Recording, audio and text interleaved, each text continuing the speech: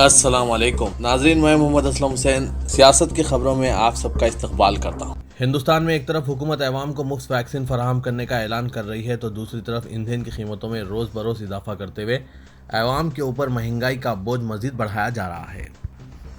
सरकारी तेल कंपनियों ने आज यानी चारशंबे के रोज़ पेट्रोल और डीजल की कीमतों में तब्दीली की है और कीमतों में इजाफा किया है। 2 दिन गुजरने के बाद आज घरेलू मार्केट में पेट्रोल और डीजल 25 पैसे महंगा हो गया है। चारशंबे के रोज दिल्ली में पेट्रोल की कीमत 95 रुपये 56 पैसे फी लीटर और डीजल की कीमत 86 रुपये 47 पैसे फी लीटर हो गई है। मुल्क की कई रियासतों में पेट्रोल 100 रुपये से भी ज़्यादा महंगा फरोख्त हो रहा है। मुख्तलिफ मुकामात पर इंतखाबी ड्यूटी के बाद नीम फौजी दस्तों के तकरीबन 6000 सिपाहियों की जम्मू कश्मीर वापसी के बाद बड़े पैमाने पर अफवाहें शुरू हो गई है, जिनमें यह भी कहा जा रहा है कि अजला की असरनो हदबंदी के बाद मरकजी ज़ेर इंतज़ाम इलाके की मजीद तकसीम अमल में आएगी। सियासी कायदीन की जानिब से वजाहतों के बावजूद इस तरह की अफवाहें नहीं थम रही है। इनमें पीपल्स कॉन्फ्रेंस के सज्जाद लोन भी शामिल हैं। नीम फौजी दस्तों की तकरीबन 60 कंपनियां जम्मू कश्मीर वापस हुई हैं, जिन्हें 5 अगस्त 2019 के बाद से मरकजी ज़ेर इंतज़ाम इलाके में तैनात रखा गया था। महाराष्ट्र के वज़ीर आला उद्धव ठाकरे ने महाविकास आघाड़ी हुकूमत के वफ्द की क़यादत करते हुए नई दिल्ली में वज़ीर आज़म नरेंद्र मोदी से मुलाकात की। उन्होंने लगभग 12 ज़ेर-ए-इल्तवा अहम मसाइल पर बातचीत की। अहदेदारों ने मुंबई में ये बात बताई। इस सवाल पर क्या आया उन्होंने वज़ीर आज़म से अलायदगी में मुलाकात की। उद्धव ठाकरे ने पलटकर जवाब दिया कि हम सियासी मिहाज पर एक साथ नहीं हैं, लेकिन इसका मतलब ये नहीं है कि हमने अपने ताल्लुकात मुनक़ता कर लिए हैं।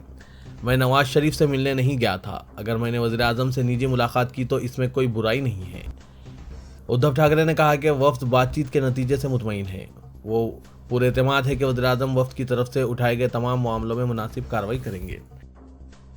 10 जून जुमेरात को सूरज ग्रहण वाक़ होगा, लेकिन वो अरुणाचल प्रदेश और लद्दाख में गुरूब आफ्ताब से कबल चंद मिनट के सिवा हिंदुस्तान में कहीं भी नजर नहीं आएगा। एक मुमताज़ माहिर फल्कियात ने यह बात बताई। सूरज ग्रहण इस वक्त वाक़ होता है जब सूरज, चांद और ज़मीन एक कतार में आ जाते हैं। ये एक जुज़वी ग्रहण है। जब आसमान पर आग का एक हाला नजर आता है, शुमाल मशरिक़ के बाज़ इलाकों के सिवा हिंदुस्तान के किसी भी हिस्से में सूरज ग्रहण नजर नहीं आएगा। बिहार के जिला बांका में एक जोरदार बम धमाके के सबब मदरसे की एक इमारत मुनहदिम हो गई। वहीं एक मौलवी के जाँ बहक होने की इत्तलात है। बताया जा रहा है कि जहां पर बम धमाका हुआ वहां करीब में ही एक मस्जिद वाक़ है, लेकिन इसे कोई नुकसान नहीं पहुंचा।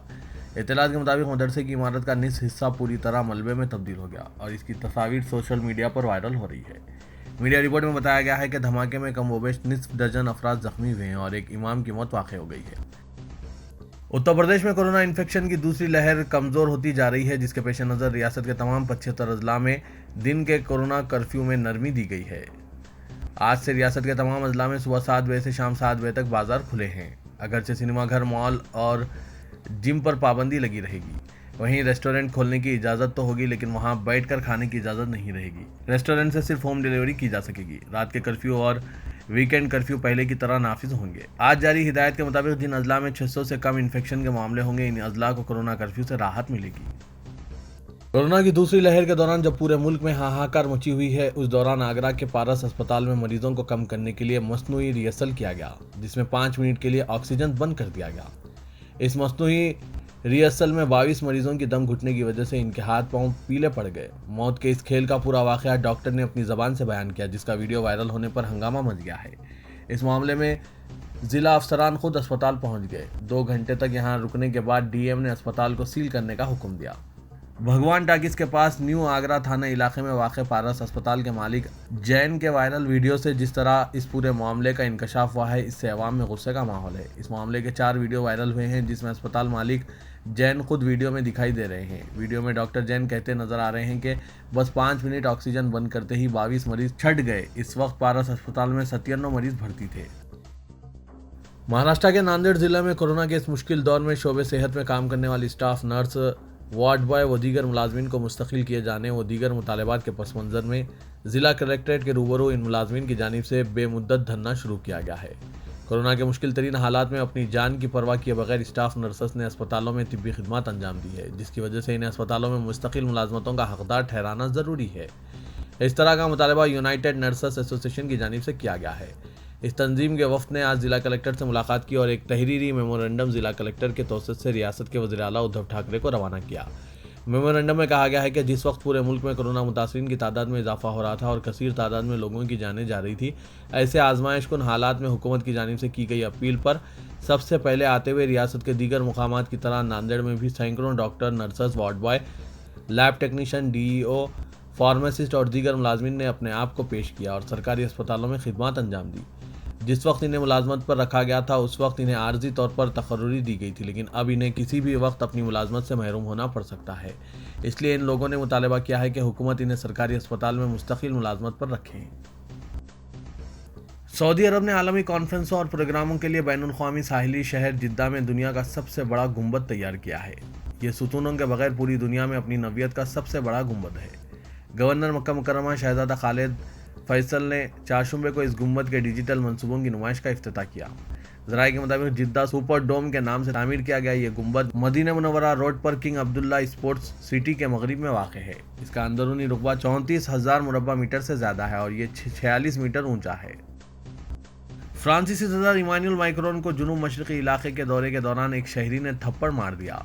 फ्रांसीसी खबर रसां इदारे AFP के मुताबिक BFM न्यूज़ चैनल पर नशर की गई वीडियो में देखा गया है कि सदर मैक्रोन जब हाथ मिलाने के लिए आगे बढ़ते हैं तो एक शख्स ने इनको थप्पड़ रसीद कर दिया। मुकामी अहदेदारों ने बताया कि मौके पर मौजूद सदर मैक्रोन के मुहाफिजों ने जल्द मुदाखलत की और 2 अफराद को गिरफ्तार कर लिया। बयान में कहा गया है कि सदर को थप्पड़ मारने वाले एक और दूसरे शहरी से भी पूछगछ की जा रही है। ये वाक़या फ्रांस के जुनूब मशरक़ी इलाके ड्रोम रीजन में पेश आया। तेलंगाना की काबीना ने सरकारी मुलाजमीन, कॉन्ट्रैक्ट और आउटसोर्सिंग मुलाजमीन और पेंशनर्स के लिए 30% PRC को मंजूरी दे दी है। असेंबली में चीफ मिनिस्टर के चंद्रशेखर राव के ऐलान को काबीना के इजलास में मंजूरी दी गई। इस फैसले से 9,21,037 मुलाजमीन और पेंशनर्स को फायदा होगा। इजाफी PRC पर जून से अमलावरी होगी। इस सिलसिले में अहकामात की इजराई के लिए अहदेदारों को हिदायत दी गई है। पेंशनर्स को 1 अप्रैल 2020 से 31 मई 2021 के बकायाजात 36 इक़सात में अदायगी का फैसला किया गया।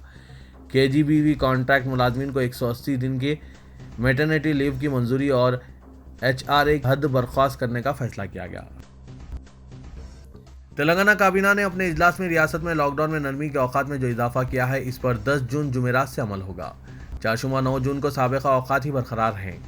चारशुमे को सुबह 6 बजे तक 1 बजे दिन नरमी रहेगी और 2 बजे दिन तक घर वापसी की सहूलत है। जुमेरात 10 जून से सुबह 6 बजे से शाम 5 बजे तक दुकानात खुली रहेंगी और 6 बजे शाम तक घर वापसी की सहूलत रहेगी।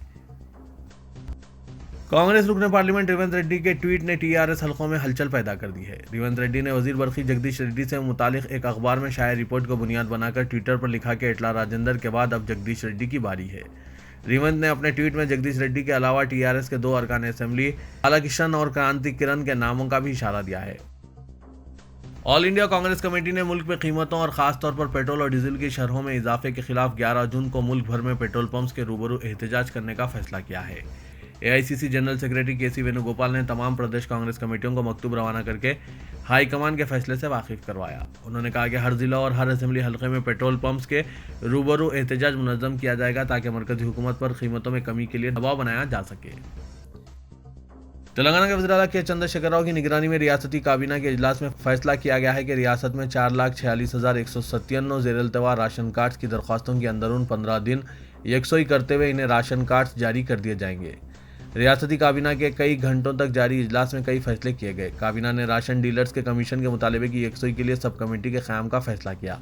ये सब कमेटी अवाम तक़सीमी निज़ाम के दीगर मसाइल का भी जायज़ा लेगी। इस सब कमेटी के सरबराह वज़ीर सिविल सप्लाईज जी कमलाकर रहेंगे, जबकि अरकान में रियासती वज़रा T Harish Rao, T Srinivas Yadav, B Savita Indira Reddy, A Indira किरण रेड्डी शामिल रहेंगे।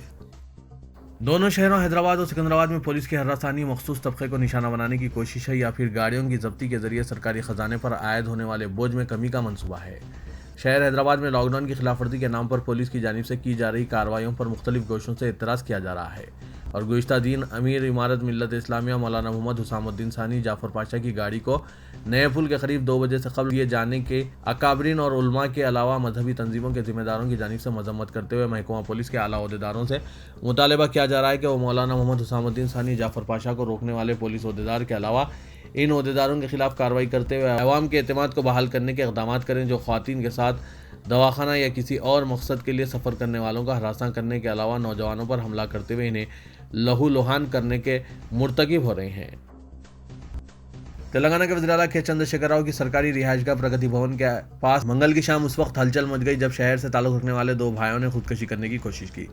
इत्तलात के मुताबिक इन भाइयों ने इक़दाम खुदकुशी के लिए सर्कल इंस्पेक्टर पेट बशीराबाद की हरासानी को वजह बताया है। बताया जा रहा है कि एक भाई ने जिस्म पर पेट्रोल छिड़ककर खुदकुशी की कोशिश की तो दूसरे ने वजीर फाइनेंस टी हरीश राव की कार के आगे आकर जिंदगी का खात्मा करने की कोशिश की। पुलिस फौरी हरकत में आ गई और दोनों भाइयों को बचा लिया। उन्होंने कहा कि पेट बशीराबाद का सर्कल इंस्पेक्टर मुकामी बिल्डर से साजबाज करते हुए इन्हें हरासा कर रहा है। दोनों भाइयों की खुदकुशी की कोशिश से प्रगति भवन के आसपास सनसनी फैल गई।